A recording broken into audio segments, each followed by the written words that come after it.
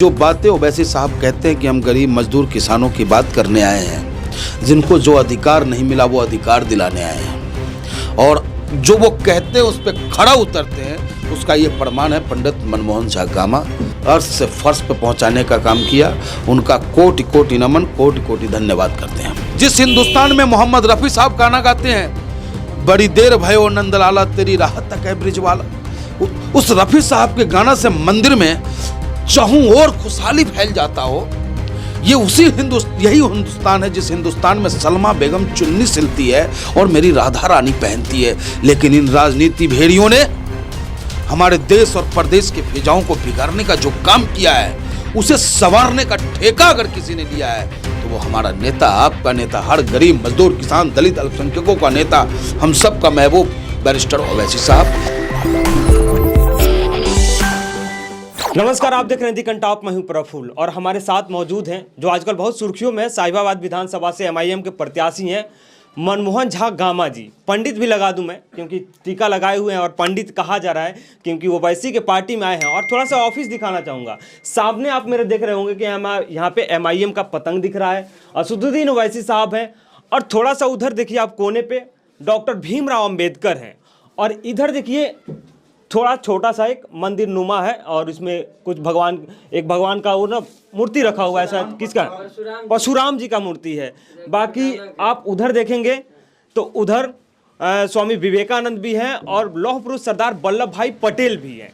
यानी ये ऑफिस है। कहते हैं कि हमारा एक ऐसा हिंदुस्तान हो जहाँ पे साथ में गीता और कुरान हो, तो यहाँ पे ये चीज़ें दिख रहा है। खैर, हम इन सब मुद्दों से हट के, उत्तर प्रदेश में चुनाव है और गामा साहब चुनाव लड़ रहे हैं, वो भी एमआईएम से।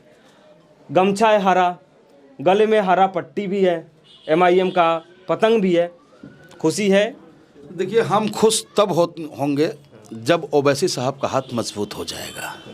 हाँ, खुशी है इस बात की कि जो बातें ओवैसी साहब कहते हैं कि हम गरीब मजदूर किसानों की बात करने आए हैं, जिनको जो अधिकार नहीं मिला वो अधिकार दिलाने आए हैं, और जो वो कहते हैं उस पर खड़ा उतरते हैं, उसका ये प्रमाण है। पंडित मनमोहन झा गामा, जिसको गरीबी के नाम पे तिरस्कार मिलता रहा राजनीति में, लेकिन ओवैसी साहब ने अर्थ से फर्श पे पहुंचाने का काम किया, उनका कोटि कोटि नमन, कोटि कोटि धन्यवाद करते हैं। उत्तर प्रदेश चुनाव में एमआईएम को कहा जाता था कि मुसलमानों की क़यादत करें, मुसलमानों को एक करें, लेकिन ब्राह्मणों को भी टिकट दे रहे हैं। तो कहीं कोई षड्यंत्र या कोई चाल तो नहीं है उत्तर प्रदेश का खेल खराब करने में? जैसे बहुत पीड़ा होती है साहब, बहुत पीड़ा होती है। यही लड़ाई तो मेरे नेता लड़ना चाहता है। अरे क्यों बांटते हो हमें? अरे हमसे बेहतर तो वो पक्षी है जो कभी मंदिर कभी मस्जिद पे जाके दाना चुंग लेता है। ये वही हिंदुस्तान है ना, जिस हिंदुस्तान में मोहम्मद रफी साहब गाना गाते हैं, बड़ी देर भयो नंदलाला तेरी राहत तक है ब्रिज वाला, उस रफी साहब के गाना से मंदिर में चाहूं और खुशहाली फैल जाता हो। ये यही हिंदुस्तान है जिस हिंदुस्तान में सलमा बेगम चुन्नी सिलती है और मेरी राधा रानी पहनती है। लेकिन इन राजनीति भेड़ियों ने हमारे देश और प्रदेश के फिजाओं को बिगाड़ने का जो काम किया है, उसे संवारने का ठेका अगर किसी ने लिया है तो वो हमारा नेता, आपका नेता, हर गरीब मजदूर किसान दलित अल्पसंख्यकों का नेता, हम सब का महबूब बैरिस्टर ओवैसी साहब। और उस विजन पे वो चल चुके हैं। उनके ऊपर आप तोहमत लगाएं, कोई फर्क नहीं पड़ता, क्योंकि सच्चाई के राह पे चलने वालों को अंगारों से गुजरना होता है। आप बोल रहे हैं कि सलमा बेगम चुनरी सिलती है तो राधा पहनती है, मोहम्मद रफ़ी साहब के गाने मंदिरों में गूंजते हैं, लेकिन अब कहा जा रहा है कि हमने तो हिंदुस्तान को ऐसे जगह पे लाके खड़ा किया कि जहाँ पे कुछ लोग कब्रिस्तान की बात करते थे, मस्जिद की बात करते थे, अजान की बात करते, हम तो मंदिर की बात कर रहे हैं। यही तो विडंबना है, यही तो विडंबना है, क्योंकि देश खूबसूरत तभी हमारा हो सकता है कि मंदिर से अजान हो, अब मंदिर से घंटा बजे, तब अच्छे हिंदुस्तान की पहचान हो। तो मनमोहन झा गामा एमआईएम के सिपाही बन के क्या देश में जो तुष्टिकरण की राजनीति है उसको साफ कर पाएंगे? आप देख रहे, घबराया हुआ जमीन उनका खिसकता नजर आ रहा है।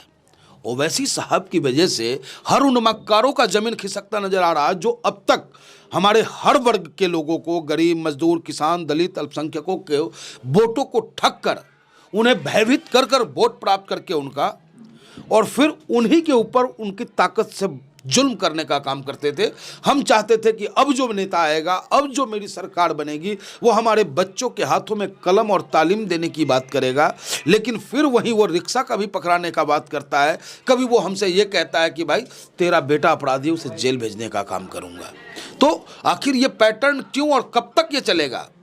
तो अखिलेश यादव रिक्शा तो दे रहे हैं ना, मतलब आप भी रिक्शा की बात कर रहे हैं और असदुद्दीन ओवैसी साहब भी बोलते हैं कि रोजगार नहीं मिलता है, तो रिक्शा चलाओ, क्या दिक्कत? अब यही स्थिति रह गई। 70 सालों में देश 70 साल हो गए, गुलाम हुए 76 साल आज हो गए। कल हम फिर गणतंत्र दिवस मनाने जा रहे हैं। यानी कि कागजों में शहर का रंग गुलाबी है, आपके कागजों में शहर का रंग गुलाबी है, लेकिन साहब हकीकत तो देख ले, चेहरे का रंग उड़ा पड़ा है साहब, हर चेहरे का रंग उड़ा पड़ा है। शहर में लोग जींस तो पहन लेते हैं, पॉकेट में कंघी होता है, पर्स होता है, लेकिन उसमें पैसे नहीं होते हैं। ये हालात इन लोगों ने पैदा कर दिया है। क्या अब भी हम बिजली, पानी और सड़क, खड़ंजे, नालियों की लड़ाई लड़ते रहेंगे? नहीं। 70 सालों में मेरा देश इतना मजबूत हो जाना चाहिए था, अर्थव्यवस्था इतना स्ट्रांग होना चाहिए था कि हमारे हर चेहरे पे मुस्कान होनी चाहिए थी। लेकिन मैं देश की बात करूंगा, देश जब चुनाव आएगा। मनमोहन झागामा शायराना अंदाज में बात कर रहे हैं, कहीं टोपी का, कहीं दाढ़ी, उर्दू का प्रभाव तो नहीं पड़ गया? ऐसे आरोप लग सकते हैं, क्योंकि बदलाव तो नहीं हो गया। हिंदी अगर मेरी माँ है तो उर्दू मेरी मौसी है। हिंदी अगर मेरी माँ है तो उर्दू मेरी मौसी है। तो मौसी और मासी, मौसी और मासी में क्या? मासी, माँ और मासी, तो माँ से भी कहीं बड़ा मेरी मौसी है।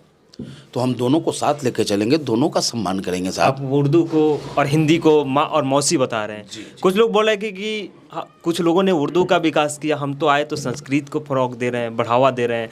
तो एक ये संस्कृति है, एक वो टोपी वालों की, गमछे वालों की संस्कृति और संस्कृत में अंतर है साहब। संस्कृत इनके किसी भी नेता के मुंह से निकलवा दो तो मैं मान लूँ आपको। और आडंबरी करना, डपोर संघ की घोषणा कर, यानी कि अपने आप को सिर्फ उस चोला में ढाल लेने मात्र से वो संस्कृति नहीं आ जाता है।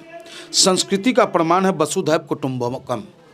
जो आपका है वो अपना है, और जो बाहर से भी आएगा वो भी आपका अपना होगा। अच्छा, एक बात आपने कहा कि हम लोग के आने से, आपके मैदान में उतरने से कुछ लोगों की जमीन खिसक रही है MIM के आने से, लेकिन दूसरा आरोप ये भी लग रहा है कि असदुद्दीन ओवैसी दर दर भटक रहे हैं, गठबंधन कर रहे हैं कि हमारी जमीन मजबूत हो जाए, हमें थोड़ा सा वजन मिल जाए। गलत। गठबंधन से क्या? आप उनसे पूछे जो ओवैसी साहब को धोखा दे के गए, उनकी जमीन जनता ऐसी बिगाड़ेगी कि उन्हें अपना भी सीट बचाना मुश्किल हो जाएगा। क्योंकि गठबंधन जो ओवैसी साहब को इन लोगों ने झांसे में रखा कि मैं आपके साथ हूं, आज खुद ही देख लेना, हाथ कंगन को सीखा, पढ़े लिखे को फारसी का।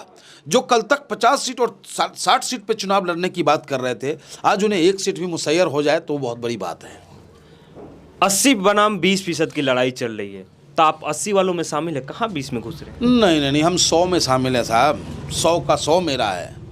आप भी मेरे, आप भी मेरे, आप भी मेरे, आप भी मेरे, पूरा हिंदुस्तान का जर्रा जर्रा मेरा है। और हिंदुस्तान के किसी कोने में अगर तकलीफ होगी तो दर्द मेरे नेता को होगा, और अगर मेरे दर्द नेता को हुआ तो उसका बेटा, उसका भाई भी, उसका सिपाही भी रोएगा और उस दर्द को मिटाने के लिए हर संभव प्रयास करेगा। चाहे कहते हैं कि निकलो बंद मकानों से, जंग लड़ो इन बेईमानों से।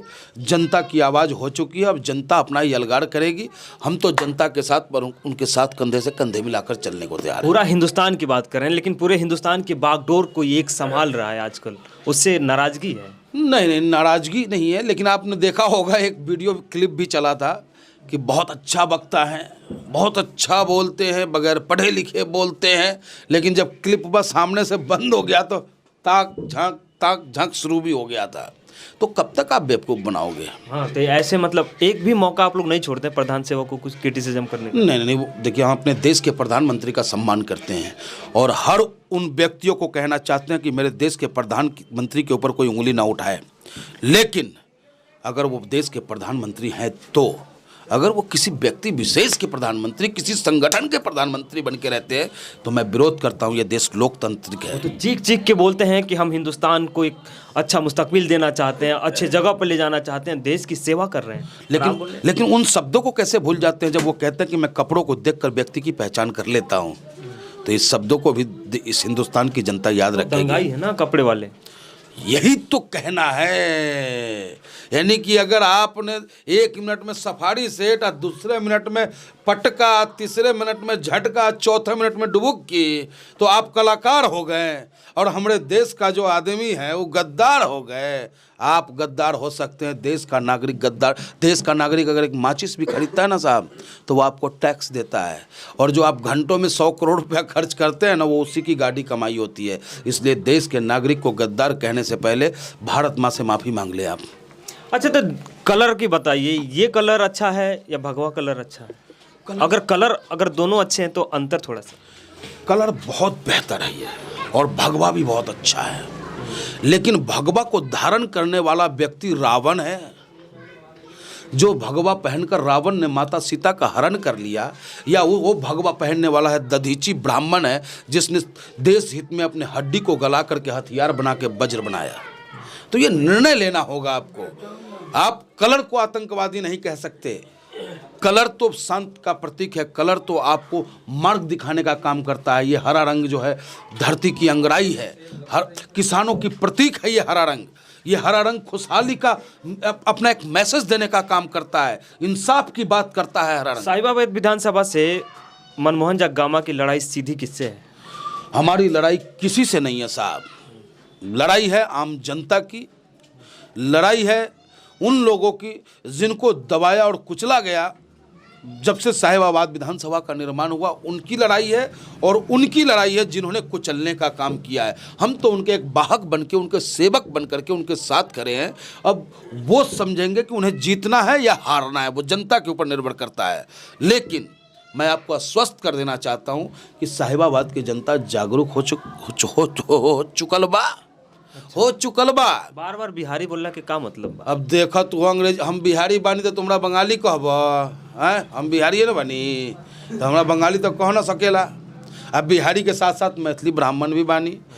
तहरा माध्यम से अपना मैथिली ब्राह्मण भाई से, मैथिली समाज के सभी लोगन से कहतानी कि यो भाई जी, हम अहाँ के अपन छी, अहाँ के बेटा छी, अहाँ के भाई छी, अहाँ के लाल छी। सब दिन अहाँ अपने सबके वोट दिलौं। आई यहाँ के ओवैसी साहब एकटा मौका दिला कि अपन बेटा के लिए वोट मांगियो लोगन से।